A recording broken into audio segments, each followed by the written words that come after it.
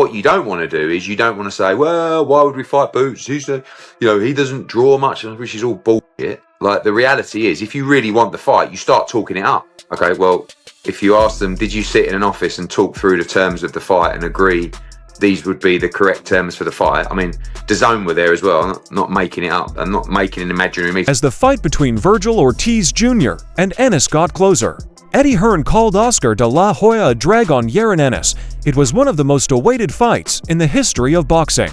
And we went away, and when we signed our extension with Boots, we also signed for him to fight Vergil Ortiz on the terms that we discussed. Again, I get that it's like, well, why do we need Boots? It's like, well, come on, guys, let's not start all that. Like, why do we need Vergil Ortiz? He doesn't have a belt. We just think he's the best 154-pounder in the world. We want to prove we're the best 154-pounder in the world, which we believe we are. Let's do. The long-awaited fight between Vergil Ortiz Jr. and Jaron Ennis is finally coming, and boxing fans are very excited about it. Because he believed in Vergil Ortiz Jr., Oscar de la Hoya made it clear that he didn't mind being the welterweight king and the center of attention. Eddie Hearn said that he had the right man in Jaron Boots, and he told him, "You better not." Better not. I mean, there's no question that I have the man. There's no question that Vergil Ortiz is the man. So I feel that these negotiations will be negotiations, just like any other fight, and it'll go back and forth. But at the end of the day, Vergil Ortiz is the man. Fans and experts have had different ideas over the years about who will be the next big thing in the middleweight division. Who is it? Ortiz, the heavyweight champion of Texas, or Ennis, the cool bomb expert and fighter from New York City? They're going to settle their score soon in the ring. Finally, Oscar de la Hoya said that Vergil Ortiz Jr. was now mentally and physically at the top of his game. He was sure Ortiz would do well in boxing, and it was clear that his fighter still had a lot of big chances, even if things didn't go well with the boss and his match. Vergil is in such a good place right now. If we don't get favorable negotiations, then we can always go to Erupts Spence, or we can go to Fundura. So there's a lot of options for Vergil.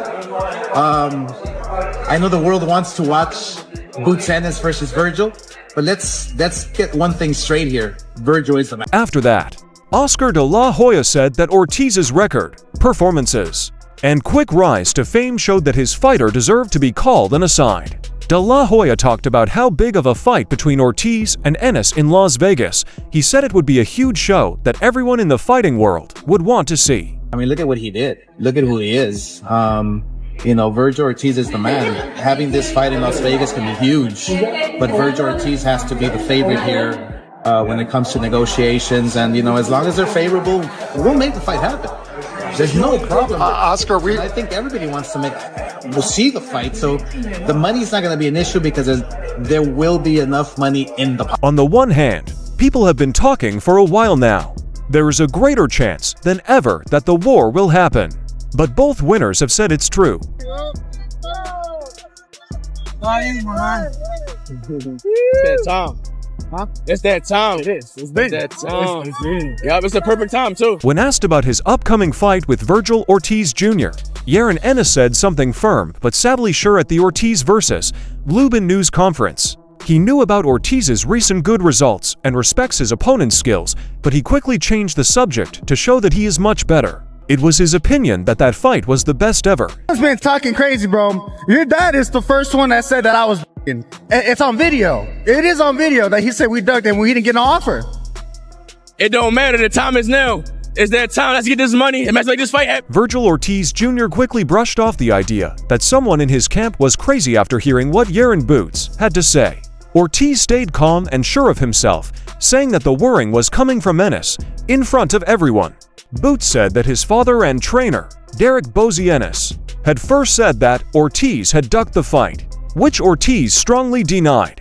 No, you're not. I guarantee you, and we can bet whatever. I guarantee you. I don't want to take your money away, bro. I'm not betting. You ain't gonna take nothing. Nah. You ain't gonna take nothing. I guarantee you, we can bet any amount of money. When we fight, I guarantee you, I'm going. There will likely be fireworks during the possible fight. But the two men will also pass the torch to the other. They have both never lost a fight and want to become the stars of young American boxing. Then Boots made a short, clear prediction. He would bet on the head and win the case no matter what. Not only was he risking his image, but also his money on this idea. Already signed the contract. You know, we had the contract ready after our meeting with Golden Boy. Boots has signed it. We've been waiting for them. And Eric Gomez, you know, to be fair to him, a couple of weeks ago called me and said, look, let us get our fight out the way, then we'll move to make it. Hopefully they're good for their word and we're ready. Like, Boots has already committed to the fight.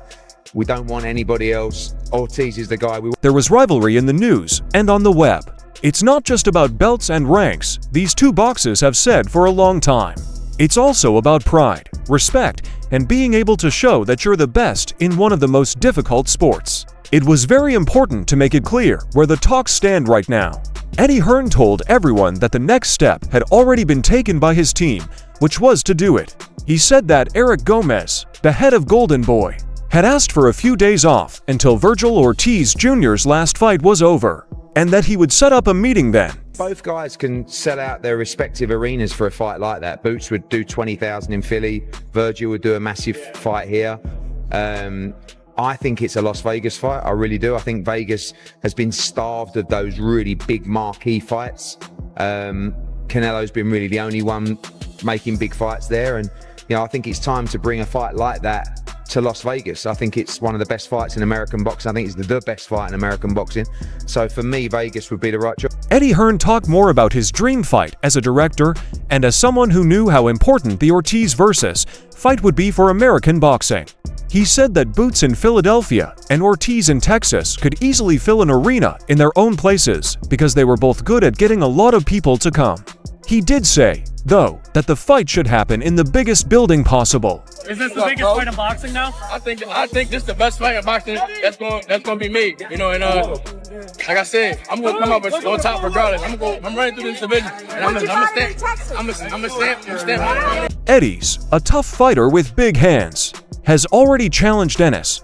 Ennis easily beat Stanionis in a battle that wasn't meant to happen because Stanionis was sick. At the same time, Ennis, who held the IBF welterweight title, questioned Ortiz's steadiness and readiness to fight in the real elite. As they went back and forth, more and more people became interested in the fight. Fans argue more and more on social media about styles, jobs, and other things that can't be seen or touched. Is this the most important boxing match right now? I was seeing Boots and he looks heavy, he looks big, he looks really big. But maybe the clothes, I don't know. But he does look big. But one thing that I noticed is he was just couldn't look at him in the eyes until he heard me say that. Then he started looking at Vergil in the eyes. But he's a great fighter, man. We can't say he's nobody. He's a great fighter, great former champion at welterweight. I think it just makes a badass fight. When asked what he thought about the fight between Vergil Ortiz Jr. and Jaron Ennis, boxing coach Robert Garcia, who has worked with many world winners, had a simple answer. In his usual honest way, Garcia said that Boots looked a lot bigger and heavier than he was. But he wasn't sure if it was just the clothes him wearing. I know Eddie wants it next because obviously he's a promoter and he wants that big fight, and DAZN also want it. But we have other options too. It's not like we're forced to fight Boots. I would love it too. If it happens, it's gonna happen because it's a huge fight. But look, Spence was also here. So you never know. There's Charlo was here and he started talking too. When we were walking into the arena, we were walking into the locker room and he was walking out. So do we need Boots to be next? No, but hopefully it is. Hopefully it is. Rick, Golden Boy, Eddie Hearn. Hopefully they do their job to make it happen. But we got other options too, man. Shit, who knows? What if Crawford says I want to fight Vergil? Robert Garcia gave more details about Ortiz's thoughts on a possible fight with Ennis. This showed how flexible Vergil and his team were when it came to strategy. Eddie Hearn knew he wanted the Ortiz-Ennis fight because it would make him money because he was a manager. Garcia made it clear, though, that Ortiz was not legally or realistically required to fight Boots right away. It doesn't matter who's next. If I had to pick, I'm gonna be honest, it would be Spence because that's my dream fight. I've been calling it since AT&T. AT&T. There you go, at the Cowboys Stadium, and I just think that's my dream fight. And I don't care what anyone says about it. But anyone else, like I said, anyone can get it respectfully. I just want to fight the best. I'm just a competitive guy. The story got more exciting after their last fight. At a press event, the two young stars met in real life. Even though they both like each other, there is no question that their relationship is very strong. But Vergil Ortiz later said that his main goal had always been to fight Errol Spence Jr. He looked forward to this fight for a long time and thought it would be the highlight of his career. Ortiz's strategy was based on competition and respect. He made it clear that he wanted to fight the best boxers, not just to get attention or make things easier for himself. Oh no, Errol Spence was there. He was there at the fight, and I told you guys last night during my live stream commentary that I heard it through the grapevine that Vergil Ortiz and Errol Spence were seriously discussing fighting each other next. What I know. You know what? I'm gonna say some stuff I know, dog. I'm gonna say some stuff I know. The idea of Errol versus Vergil Ortiz was a very real thing. And that's the black dude. You want to know why he's there? That was a very real thing. That's the black two sugars. I can't tell you where I got that from, though. And it all seems to me that Team Ortiz been trying to deflate this fight with Boots Ennis by coming in through the back door and saying the opposite. You heard Robert Garcia, Vergil Ortiz trainer, talking about how Boots Ennis wouldn't want Vergil. A lot of people who didn't believe in Ortiz before his recent wins do now. The fact that Erickson Lubin was knocked out in the second round showed how strong he is and how well he can finish fights. Even though the fight was short, Ortiz beat Lubin by planning ahead and being precise. His win not only added to what he had already done, but it also marked the beginning of a new part of his career. Showbiz, the grown-up, said that fans and the media had made the Ortiz versus fight seem more important than it really was. He said that people were excited at first, but now it was just like a fight between the best welterweights. He did notice, though, that things seemed less exciting after Oscar de la Hoya and Golden Boy Promotions said things that made people less excited. He said they made a big deal out of nothing. Y'all bull jobbing. I don't want y'all playing around. I don't want y'all using Errol to choose Spence's leverage. We want you guys focused on each other. And I tell you this, Errol Spence, him coming back, that is an amazing thing. We would love that. And Errol Spence being gone so long, Errol, you need a tune-up, brother. We can't have what's been going on, you saying no tune-ups or whatever, getting knocked all around the canvas looking for your mouthpiece shit. We ain't got that kind of time. As you get that tune-up. The adult then talked about a possible future fight between Vergil Ortiz Jr. and Errol Spence Jr., where Spence had seen Ortiz's most recent fight. They also talked about how high the stakes are in the division and how excited fans and experts are about it. His words made it sound like Ortiz and Spence might fight. And the amount of excitement was about the same as when Ortiz fought Jaron Ennis. Favorite Jaron Ennis, by the way. But the reason why I could see Ortiz beating him, Ortiz is an underrated. His speed is underrated. His overall package of skills is underrated. Because he fights 80-90% out of the time out of the high guard, you're going to think he's basic, and he's not really. And even if he is basic, he does everything so fundamentally sound. That's his big advantage over Ennis, is he's more fundamentally sound and he keeps everything tight and compact. And it looks like Team Ortiz has been trying to downplay the fight with Boots Ennis by coming in through the back door and saying the opposite. You heard Vergil Ortiz's trainer, Robert Garcia, talk about how Boots Ennis wouldn't want Vergil to be next. When Showbiz, the grown-up, heard that Vergil Ortiz Jr. and Ennis were talking about inappropriate things, he had to pay attention. He told them they should focus on their fight instead of the trade chips they had available. He agreed with Errol Spence Jr. that Spence's return to the ring was good news. But he made it clear that Ortiz's team didn't think Spence would be ready and focused enough to fight before even thinking about it. Came into that ring very confident that tonight was his night. Third time was going to be the charm. And I saw from him in the first round say, uh-oh, I got a problem here. This man is harder to hit than I thought he'd be. Because Vergil, always fighting out of the high guard, makes people think he's straight up and down, no special effects, and he looks easier than he really is.